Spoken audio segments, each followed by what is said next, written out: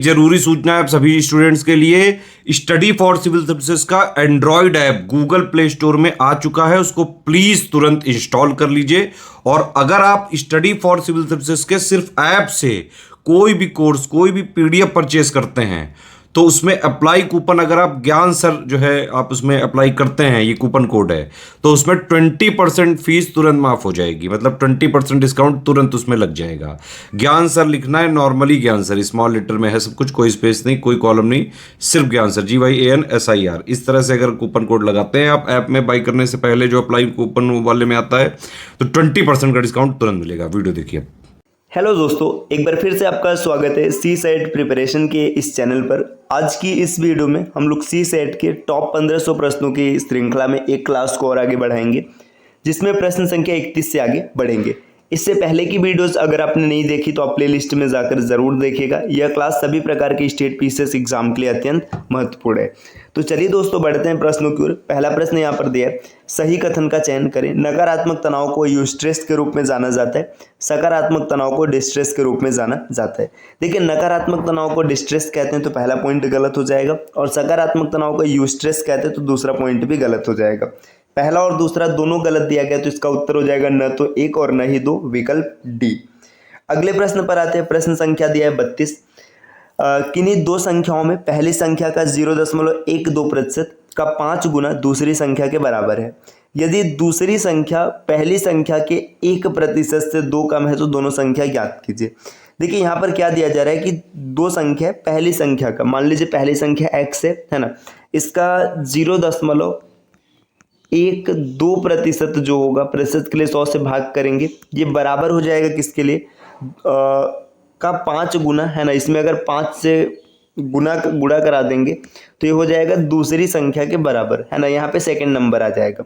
तो देखिए, आप इसको विकल्प के माध्यम से भी चेक कर सकते हैं। विकल्प के माध्यम से मतलब जैसे देखिएगा, यहाँ पे 700 दिया है तो आप लिखेंगे 700 का, है ना, 0.12%, इसका 5 से गुणा कराएंगे, बटे यहाँ पर 100 लिखेंगे, प्रतिशत के लिए बराबर आना चाहिए 5। देखिए, 2 0 से 2 0 कट गया, है ना, 5 से 5 कट गया, अब ये नहीं मिल रहा है तो पहला विकल्प एलिमिनेट हो गया।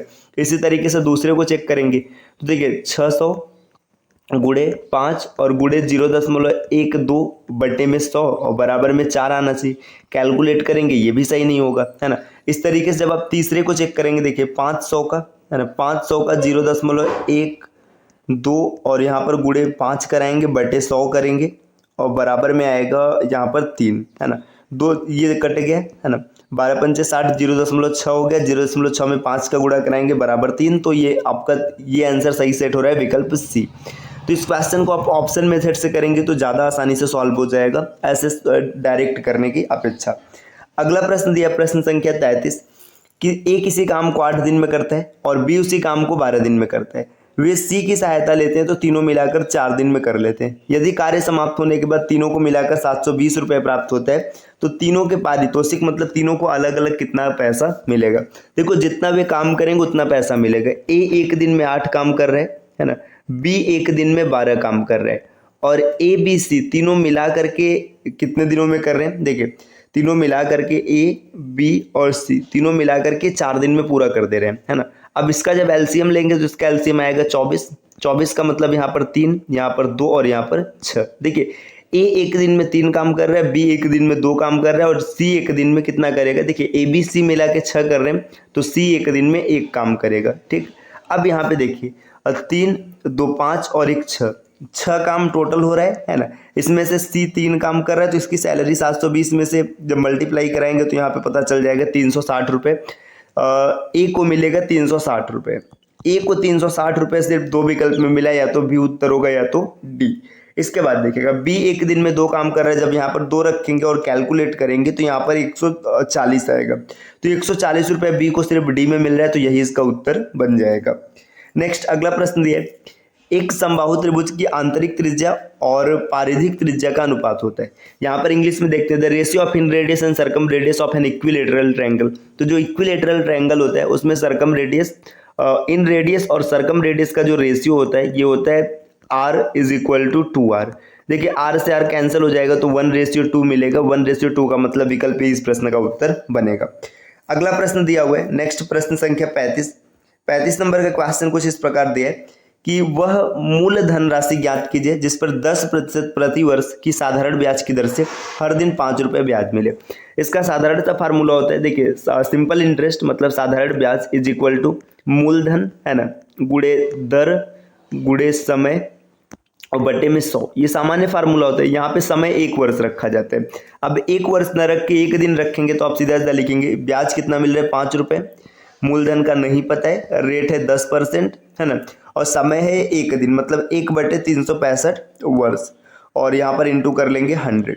ठीक, अब इसको कैलकुलेट करेंगे। जब कैलकुलेट करेंगे देखिए एक जीरो से एक जीरो कट गया है ना।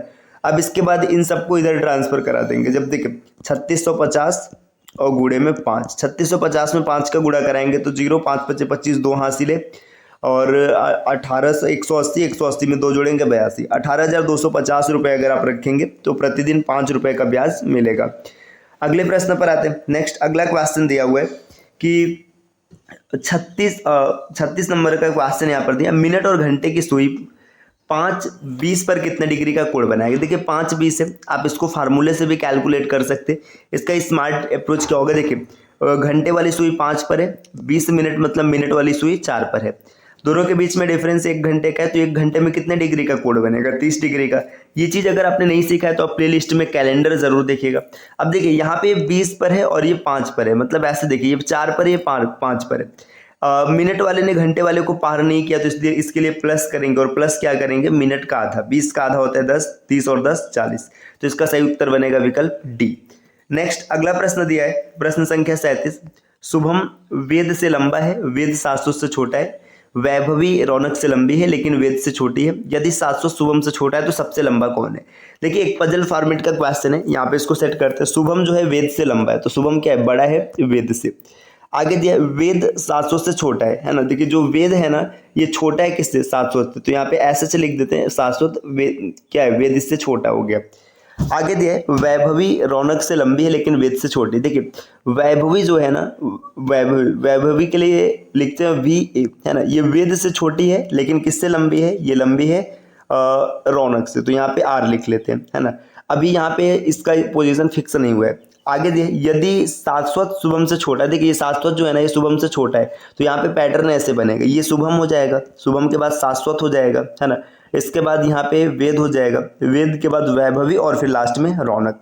अब आपसे पूछा है कि सबसे लंबा कौन है, तो आप आसानी से देख सकते हैं सबसे लंबा कौन है, शुभम है ना, तो विकल्प ए इस प्रश्न का उत्तर बन जाएगा। बाकी इसमें किसी का भी पोजीशन पूछेगा आप आसानी से बता लेंगे क्योंकि आपने सबको सेट कर लिया है। अगले प्रश्न पर आते हैं, प्रश्न संख्या 38 दिए, एक आदमी को इशारा करते हुए सिम्मी ने कहा कि वह मेरे दादा के इकलौते पोते की पत्नी के ससुर हैं। सिम्मी का उस आदमी से क्या संबंध है। देखिए एक आदमी को इशारा कर रही है और सिम्मी क्या बोल रही कि वह मेरे दादा। अब देखिए यहाँ पे समझिएगा, ये मान लीजिए यहाँ पर ये सिम्मी है ना, ये सिम्मी के पापा हो गए और ये सिम्मी के दादा हो गए। अब वो बोल के आ रही कि मेरे दादा के इकलौते पोते। अब देखिए दादा के इकलौते पोते, अब मान लीजिए सिम्मी का भाई हो गया है ना, इकलौते पोते के पत्नी का मतलब समझ रहे हैं, देखिए इसकी वाइफ हो जाएगी है ना, के ससुर, ससुर कौन होगा, ये जो इसका भाई होगा है ना, क्लियर हो गया। तो सिम्मी का उस आदमी से क्या संबंध है, तो सिम्मी उस आदमी की क्या हो जाएगी, पुत्री हो जाएगी, विकल्प ए इस प्रश्न का उत्तर बन जाएगा। अगले प्रश्न पर आते हैं, प्रश्न संख्या दिया है 39, विषम विकल्प का पता लगाएं। अब आपको बताना है कि इसमें से कौन सा विषम है। हाथ बांधकर किसी के सामने खड़े रहना है ना, किस समूह चर्चा के दौरान अपने हाथों को बेतरतीब ढंग से हिलाना, पैर एक के ऊपर एक रखकर बैठना, अपने हाथों को कुर्सी से सटाकर बैठना। देखिए यहाँ पर जो 4 विकल्प दिए गए इसमें से 3 निगेटिव हैं और 1 पॉजिटिव है, तो जो तीनों निगेटिव है इसको एक तरफ कर देंगे और जो पॉजिटिव है इसको एक तरफ रखेंगे। तो यहाँ पर अगर आप देखेंगे तो हाथ बांध कर किसी के सामने खड़े रहना नेगेटिव हो जाएगा, समूह चर्चा के दौरान अपने हाथों को बेतरतीब ढंग से हिलाना ये भी नेगेटिव हो जाएगा, पैर एक के ऊपर एक रखकर बैठना ये भी नेगेटिव हो जाएगा। जब तीनों नेगेटिव एक तरफ हो गए तो बचा कौन, बचा है विकल्प डी, अपने हाथों को कुर्सी से उससे सटाकर बैठना, ये यहाँ पे सबसे अलग हो जाएगा। अगला प्रश्न दिया हुआ है, प्रश्न संख्या 40, निम्नलिखित में से तनाव के कौन से प्रकार हैं। आपको ये बताना है कौन से तनाव के प्रकार हैं। भौतिक तनाव होता है, मनोवैज्ञानिक तनाव ये भी होता है, पारिस्थितिक तनाव ये भी होता है। नीचे दिए गए कोड का सही उपयोग करके आपको बताना है कौन सा उत्तर आएगा। तो देखिए तीनों सही, तो इसमें उपर्युक्त सभी बनेगा, विकल्प डी इस प्रश्न का सही उत्तर हो जाएगा। तो दोस्तों ये आज की क्लास रही, हम लोगों ने 10 प्रश्नों का डिस्कशन किया है। इसके आगे अगली क्लास में बढ़ेंगे। क्लास आपको कैसी लगी कमेंट करके ज़रूर बताइएगा। और अगर आप टीम के पेड कोर्सेज से जुड़ना चाहते हैं पीसीएस के कंप्लीट प्रिपरेशन के लिए, तो इन दिए गए नंबर पे कॉल या व्हाट्सअप करके आप टीम के पेड कोर्स से जुड़ने की प्रक्रिया समझ सकते हैं। इसके अतिरिक्त ये ज्ञान सर का व्हाट्सअप नंबर है, आप यहाँ से व्हाट्सअप के माध्यम से भी जानकारी प्राप्त कर सकते हैं। अगर अभी तक आपने प्ले स्टोर से स्टडी फॉर सिविल सर्विसेज का एप्लीकेशन इंस्टॉल नहीं किया तो इसे जरूर इंस्टॉल कीजिएगा। एप्लीकेशन के माध्यम से आप किसी भी कोर्स को ज्वाइन करते हैं और वहाँ पे कोड अप्लाई करते हैं ज्ञान सर, है ना।